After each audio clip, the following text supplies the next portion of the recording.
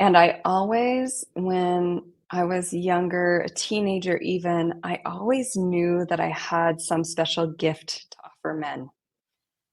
Um, and that showed up in intimate dynamics, intimate relationships, and sexual encounters. And I actually liked, well, by the way, my dosha is fire.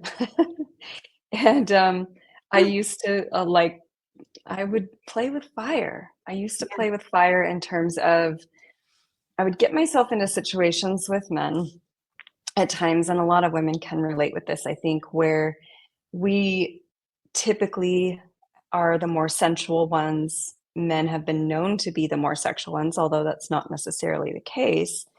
It's just been misunderstood, right? But I would want to explore with men in these sensual dynamics, and they would at some point get angry with me for not going all the way with them or not their own sexual frustration would Yeah. cause this kind of outburst or this anger with them.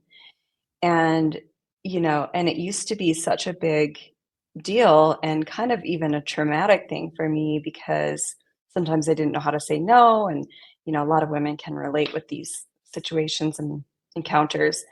But at a certain point, I could say that I started embodying or being open to experience my priestesshood. That's the best way I can put it.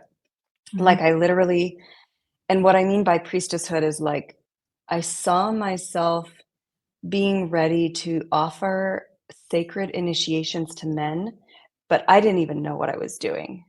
Yeah. I didn't know what it was, what I was doing, how to access it, and they certainly didn't, right? And they probably weren't even open to it or ready for that either. And so, that knowledge gradually grew, and then I ended up coming into contact with I'll call him a tantric adept, an older man whom we ended up getting into a romantic relationship and business partnership with. But Mhm. he really introduced me to a lot of concepts that are in the mystical, the etheric realms, the metaphysical concepts, the esoteric realms. And he really opened me up to myself and what I'm really here to do, my true calling, my soul's dharmic path, if you will. And he offered me initiations, energetic initiations. And at the time, I